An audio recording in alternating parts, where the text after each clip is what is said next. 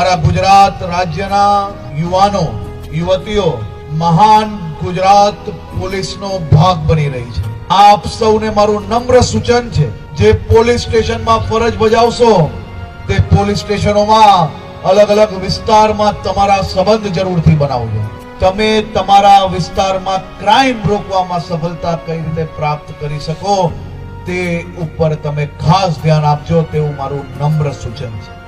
ફરી એકવાર આ રાજ્યની પોલીસ બળનો હિસ્સો બનવા બદલ ખૂબ ખૂબ અભિનંદન, ખૂબ ખૂબ અભિનંદન।